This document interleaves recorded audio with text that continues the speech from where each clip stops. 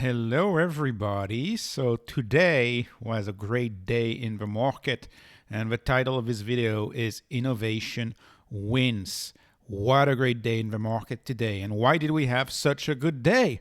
Well, it's because the narrative of the day is that the cost of money may remain constant, i.e. we may not see more rate hikes. And the market loves this very much because if you know that the rates stay constant, they won't, by the way. No investment advice, but they won't. In my view, they're going to drop real quick, real fast. But even if they stay constant, even if those rates stabilize and stay constant, then think about it for a company or an investor, it's a win-win, right? Because if you plan your future as a company, you plan your investments thinking in mind that the rates are going to stay the same. If they drop, you win. If they don't go up, you win. And so this stabilization in interest rates is really helpful. It's really helpful to not have the vicissitudes of an old man change the cost of money because of how they view inflation in the rear view mirror. It's really good if the narrative is now either higher for longer or either rates going down. In my view, they're going to go down, but the market clearly loves today that the narrative is no more rate hikes. That means we can look at the future. We can look towards the future, and we can look towards the disruptions of the future that are going to create the cash flows of tomorrow. And many of these stocks are stocks that I've covered on the channel. Many of these stocks are stocks that I own. I own Solaredge, Enphase, much bigger than Solaredge. I own Palantir. I've owned Block in the past. I've owned Affirm in the past. Roku I always found to be an interesting stock, but I never really, bought it because there's so many opportunities out there, and it's tough to decide.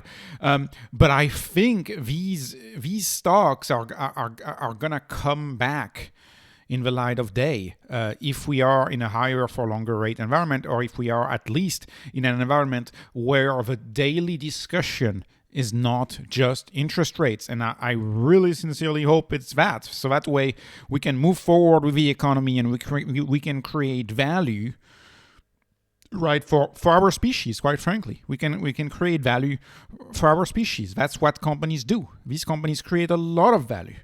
And this constant change in the cost of money is just tremendously hurting that value creation. And I am glad about today's day. So let me show you a little bit of what happened today. Some of the stocks, what's happened to some of the stocks. So let's talk about Affirm. I've covered Affirm before on this channel.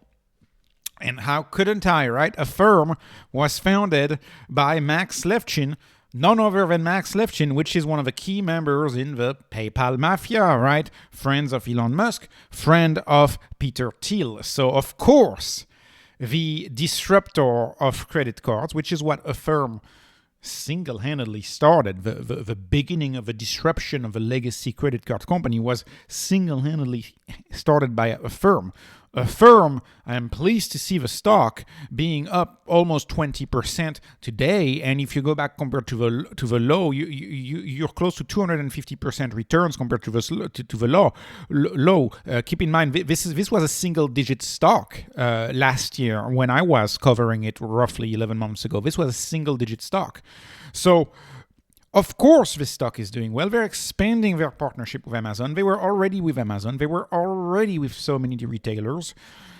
Gen Z don't like credit cards. They hate them with a passion, right? They hate these interest rates even more. And Affirm is a company with paying 4, paying 8, etc. It's a company that is winning in the marketplace because it offers transparency in payments, transparency in borrowing a little money to buy a small item, right? Affirm has increased sales in sectors that used to be dead, like sectors like clothing. You know what? Americans, Westerners, they have too much clothing, right?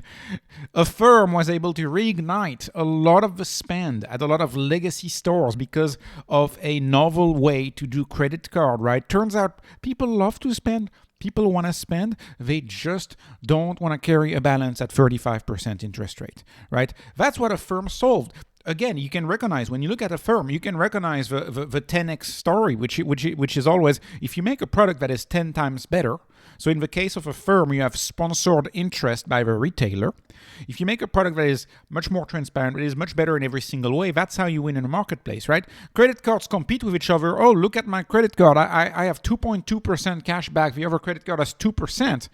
That's only a 20% difference. That's not how you disrupt. You disrupt by making a product that's leaps and bounds ahead. And Affirm started that. And I've covered Affirm once in the channel. Let me know in the comment section what you think of Affirm.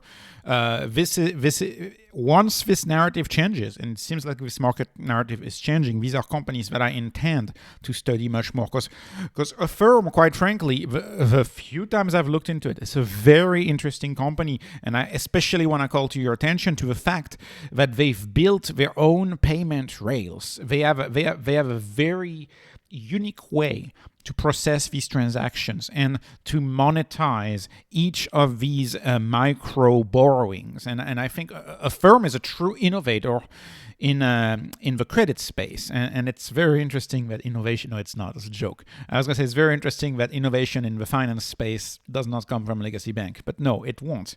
It won't. And so Affirm, I think, is a very interesting play. Good for them. They did really well on their earnings. Innovation is back, and I am pleased to see that. Let's talk about another disruptor, Block. So I sold Block. What was it? 4 or 5 months back. I had been holding it for a while, but I sold it because I saw other opportunities. That's often what I do. Often I'll swap trade between my different innovation plays. Block, nonetheless, is a fascinating story. Growth has reignited on the Cash App. And really buying Block today really is a bet on the Cash App. In my view, in my humble view, it's a bet on the Cash App. If you buy Block now, the Cash App is growing at 34% year over year. And to me, the Cash App is the main thesis behind Block. And I think a lot of people don't realize what's going on with Block, which is, let me tell you what's going on. Block sees their Cash App as a bank. It is a financial institution. When you go on the Cash App website, bank the way you want. Faster, simpler way to bank without the fees. Classic disruption play that Cash App is doing. Cash App is a bank competitor, consumer bank, I mean, of course. I don't mean M&A, that type of stuff, or investment banking. I mean consumer bank. It's a consumer bank competitor.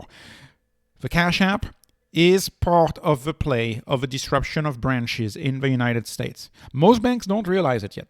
Most banks don't know yet that they're getting disrupted, right? Where is Gen Z going? Gen Z is going to the Cash App and to Sofi as well, but a lot to the Cash App. And I don't want to say especially, but a lot to the Cash App. Gen Z loves Cash App. You can get your paycheck 2 days early. You're going to tell me some banks offer that. Yeah, some banks offer that, but you have to be in really good standing with that bank. Right? Cash App just offer this to their new customers, to their new Gen Z customers. You know, Cash App came under a lot of backlash, and I swear this short report was nonsense to me. Cash App came under a lot of backlash for the app being discussed in popular culture, in popular cultural music, like, for example, rap music. Like, they discussed the Cash App in rap music, and so they made these claims that it was used for fraud and other things just because, I guess, people at the short seller didn't like the music that the Cash App was being referred to. Well, you know what? You should be able to study popular culture without making a value judgment as to whether you like the music or not. Right? Sometimes it's very tough for people to do that, but I'm perfectly able to tell you that there's plenty of types of music that I don't like, but saying that the Cash App is in music and thus it's used for illegal activities is really a major stretch when they got attacked by the short report. And when I read that CNBC article, the third paragraph in the CNBC article talks about the short report again. Talks about the short report again. The truth is, the Cash App is in connection. They are in connection with Gen Z. They understand Gen Z. They know how to cater to Gen Z. And thus Gen Z is thinking, oh, I'm going to use the Cash App as my main banking partner. And by the way, Cash App is better, right? Cash App already has Bitcoin. Cash App has had Bitcoin for a year and a half, right? How long has it taken for I mean, banks still don't have Bitcoin. Does JP Morgan have Bitcoin? The biggest bank in America, Bank of America, Wells Fargo, do they have Bitcoin? No, they not. No, it's like banks make value judgment. Oh, that's not good enough for you. That's not the role of a company. The role of a company is to offer its customers what they want. And I think this is something that Cash App has been really able to do. And that's why, when I see a lot of people tell me they want to invest in PayPal, I want to be very careful about PayPal, because a big thesis in the US of PayPal is Venmo, and Venmo is not nearly as successful as Cash App. Cash App is a cultural phenomenon in the US. The odds are most of you in the US watching this video, you've used Cash App, right? It's a main app for so many things, paying contractors, paying the lawn guy, whatever. It's a big app. So they are doing well. It's a bank for the masses, is the way, a banking app, really. The way I look at Cash App, if I were to like chart a marketplace, I see Cash App as a bank for the masses, a bank for people who are a little less sophisticated with their money, or who want to spend a little less time on money matters. And Sofi has kind of taken the opposite of that. Sofi is the bank for millennials who especially want to be a little more sophisticated with their money. Like they want to buy an IPO, for example, right? If you listen to the Sofi call from a few days ago, which I did, the CEO was very proud that Sofi offers access to IPOs.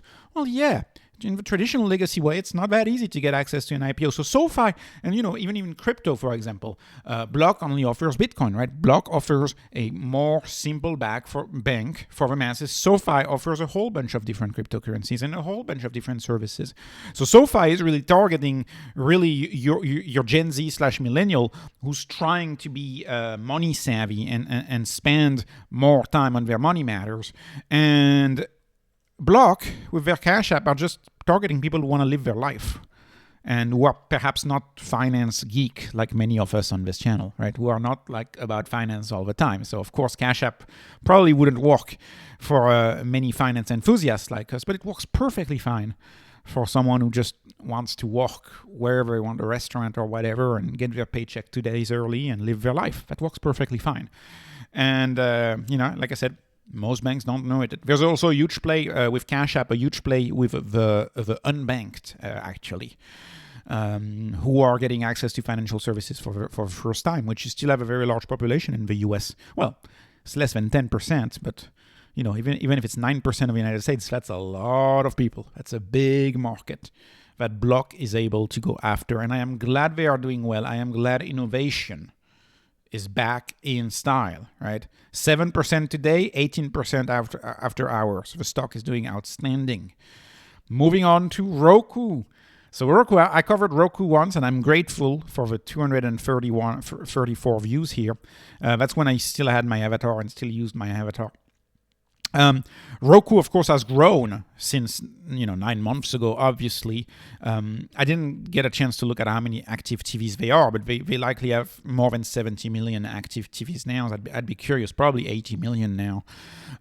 Roku has about 50% of the US market share with its TVs. I actually was at Walmart this morning and walking for a TV section. Yeah, most TVs at Walmart are Roku TVs. Period. Most TVs, like if you buy this morning at Walmart, there was a $498 TV, 75-inch TV, TCL, and it was a Roku TV, and they had sold a bunch of them. You could see Roku has won, in my view, the software game for TVs. Now, it's a little bit of a riskier bet because you could say, oh, we're going to go save the way of India. Like a lot of people in India watch shows on their devices and say, oh, maybe we're just going to be watching entertainment on our devices going forward. And I'm not sure. I think American culture is well ingrained into television, such that television may not be replaced by a smaller pane of glass. And if television is not going to be replaced by a smaller pane of glass, if television is going to remain a thing, then Roku will do very well. Roku will do very well because they have 50% of the households in the US that have a Roku device. And if you live in the US, you know that. Like Roku is huge. It's everywhere. You see it everywhere. Any store you go to sells Roku TV. It's become kind of a standard. But the market is like, oh, okay, well, we don't like Roku because Cathie Wood likes Roku. So Cathie Wood bad, Roku sold off, which is essentially what happened to that stock too. That stock is also well above 100% off its highs. And Roku too is a classic example of a product moving from appliance to software, from appliance to consumer electronics. In the case of Roku, it's mostly moving from an appliance to software, right? The question is, in a world where really most TV screens, most of these big panes of glass are very fine today, even the cheap ones, they're just fine. Unless you're like a snob in the quality of your TV, but few people are snobs when it comes to the quality of the TV. Most people care about price on the one end, and what else are you going to care about? Well, you're going to care about the software on your TV, and you're going to want to make sure that all of the apps that you can imagine are available on that TV, and thus what's the software running the TV is so important. And Roku is that software running that TV. And I can tell you that I am one of the unfortunate ones who has LG WebOS on my TV, and I do not like it. It is pushy, like you wouldn't believe. It is just trying to get you to shop on the TV, trying to get you to do all of these things that are bulky. And you can tell the software is not that great. And I have another TV in my house that's a Roku stick, an old Roku stick, and it works great. So, of course, these are value judgments, right? These are personal preferences and personal beliefs. And one could hate Roku and still recognize the value of 80 million active TVs in the US. You know, this value is tremendous, especially for advertising. So Roku is a powerful platform in my view, and it's a stock that I would love to study again for the channel. Let me know if Roku is a stock that you like. Let me move on to and last thing about Roku. Roku, in my view, would still be one of these medium length stocks. Like, would it be a 10-year-old? I don't know. I think Roku could be a great 5-year-old. 10-year-old, I don't know. And I feel the same way about StoneCo, because the question is, it's about betting on the future of entertainment. If these digital glasses catch on, right? If what Apple is working on with Apple Vision, if that catches on, that would disrupt television again. So that's just something to keep in mind between medium term and long term. And you would have to look at the long term trends of the technology, because this is a bet of the television, right? If the television is going away, Roku's going away. So this is also an important aspect to consider. Let me move on from Roku. I realize not everybody loves Roku. Talking about Palantir. So I actually sold a bunch of Palantir, but I was looking at my sales earlier. Most of the Palantir that I sold was actually done above $17, well above $17 sometimes. And I also kept a decent chunk, a decent chunk of my Palantir. I kept a big part of my Palantir. A little less than a third, but more than 25%. So anyways, I'm still in Palantir, but Palantir is just not a top 10 anymore. For me, it's not top 10. And this is only because I believe that right now Palantir is the AI hype, although I want to put a caveat on hype. I think AI is real. I don't think AI is hype, but I do think it's possible that we may get a little slump in AI. I don't know when. If this rally broadens, we could get a little slump in AI. Nonetheless, to me, Palantir is a stock that's heavily valued right now because of, unfortunately, war and what's going on with the state of the world. Their software is in high need right now. A lot of governments need their software. And I think that's creating a very strong positive sentiment on Palantir, which is why the stock may be a little high. If I'm wrong, that's okay.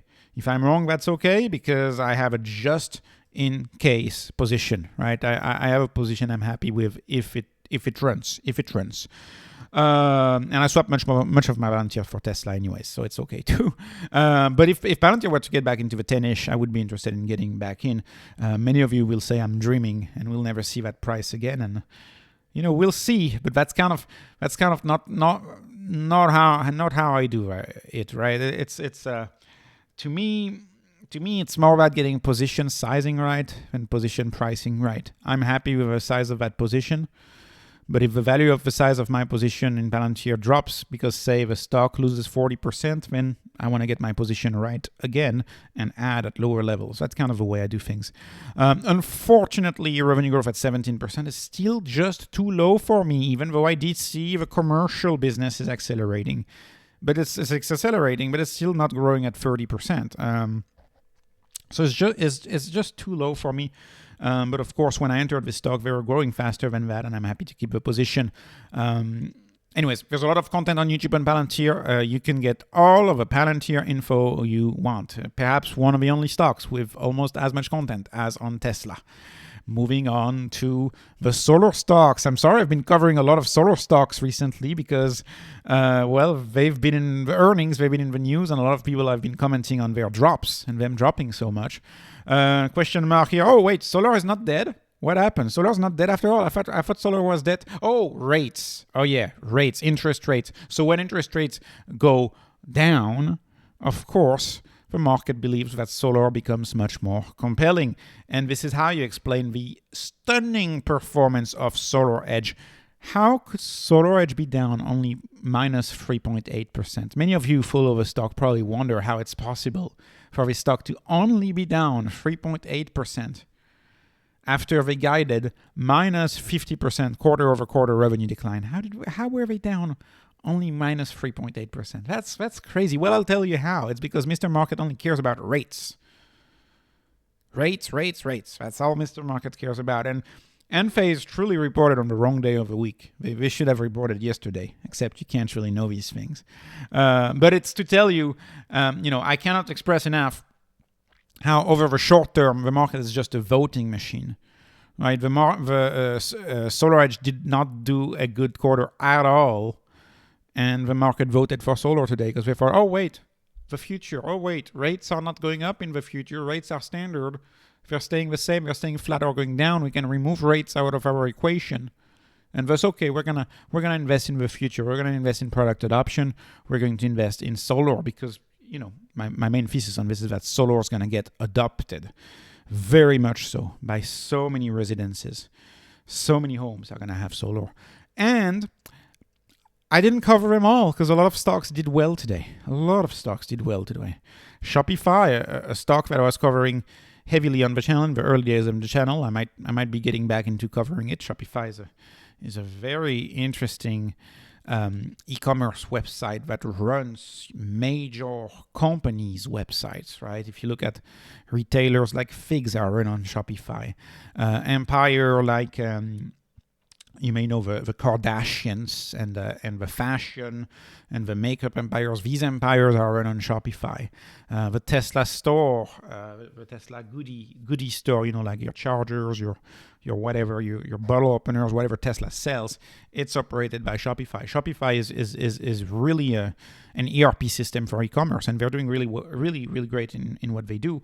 And I'm glad to see the sentiment of the market shifting towards the future once again. Shopify, by the way, has been one of the top performers over the long run in that S&P 500. If you look at the top performers, Shopify has been one of them in one of the top stocks. Not the S&P, not necessarily the S&P. PayPal. What about PayPal? I listened to the full call of PayPal just in case. I didn't like what I hear in the call in PayPal. I did not like it. I heard the CEO talking about profitable growth and growing profitably and being profitable. That's not the type of stock I want to be in. I don't want. What's next for PayPal? Are they going to want to pay a dividend? I don't want to. I want to be in a stock that's focused on growth.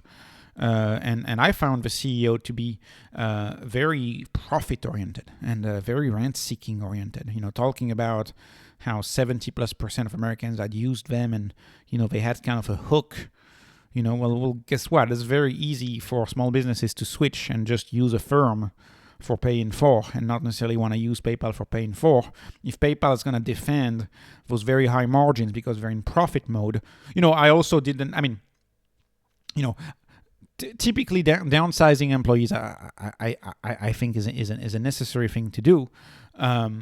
But you have to be careful to not let go of your best employees, and just putting the rumor out there for a stock like PayPal, like he did in the call. He called it right sizing, right? That's the fancy term for saying layoffs today. We say right sizing. He said it in the call. I think it's important to remember that whenever there's a threat, especially a tech company, a threat of downsizing, the people leaving that company are always going to be your best. It's always going to be your best engineers who are leaving voluntarily, right? Leaving voluntarily before of the skimming down. So, and you have to be careful because things like people like engineer, they are not factors, if that makes sense. You can't replace a machine by another machine.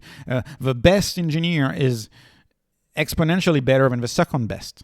If that makes some sense. Two engineers are not created equal, and it's fundamental for these companies to get the very, very, very, very best because the very best is multiple times better than the best, right? It's not like you can have 2 of the best to replace the very best. You need maybe 20 of the best to replace the very best, which is a fundamental way in how businesses have shifted. Anyways, it's a tangent. I'm sorry. I'm done with the tangent. I didn't like the whole rent-seeking focus of PayPal's call, and that's the feeling that I had. Maybe I'm wrong. But keep in mind what I told you about Cash App earlier, right? Cash App's coming. Cash App is a payments app. Cash App charges 0. And also keep in mind at Twitter. Twitter is coming. And Twitter said, we've had a lot of leaks about this meeting that they've had with Linda Yaccarino, and Twitter's going into payments, right? So Elon Musk clearly wants to turn X into a super app, and I'll give you a hint. Elon Musk knows a lot about PayPal as one of the co-founders, so he knows a lot about PayPal. So, anyways, just keep that in mind. Tesla was up. Of course, I believe the sell-off was way overdone for Tesla. It was up today. Great to see. A lot of ARK stocks were up, and you would have to kind of go through ETF and see which one you like, which one you don't like. I like a lot of ARK Invest stocks, although I do find her investment style to be even more out on the risk curve than I am. And I would say I invest in pretty risky stock. Well, what a traditional Wall Street person would consider very risky, if they looked at my portfolio, they'd have a heart attack. They'd be like, this is super risky. I can't imagine how they feel looking at ARK Invest's portfolio, which is even way more out on the risk curve, like way, way, way more out. But she doesn't hide that. She says it all the time. She says, you shouldn't go all in on ARK Invest. You should be like a small allocation in your portfolio. She said it multiple times. MicroStrategy did stunning today. Bitcoin, of course, helps. And Shopify, we've already discussed Shopify. So, and there's more. After hours right now, I'm looking at a few stocks. There's more than went up. So, that went up. So, what a great day today. I mean, we needed this, After how many weeks of red days, we needed this. We'll see if that lasts or not. If you watch my channel regularly, you may remember a video I made a few weeks back, I don't remember when, talking about how we rejoice when everything is green. But in reality, when everything is green, that's a bad thing for people who are going to be net buyers of stocks over the very long run. And most of us, even if you're older, you're going to be a net buyer of stock. Like what you find is that most people, when they buy stocks, most people are net buyers of stock, right? And so if you think you're going to be buying more stocks in the future than you have bought stocks in your past, if you look forward to buying more stocks in the future, then technically these green days are not a good thing. Even though we're celebrating and we're happy because it's good to see the portfolio be up today, right? Remember someone in the comment section saying if they were down $1 million. Well, today they're likely up $1 million. Probably feels pretty good, doesn't it? Anyways, thank you so much for watching. This was not investment advice. This is obviously just entertainment, not investment advice. Please please subscribe, follow me on X if you can. I appreciate you watching. No investment advice. Thanks for watching.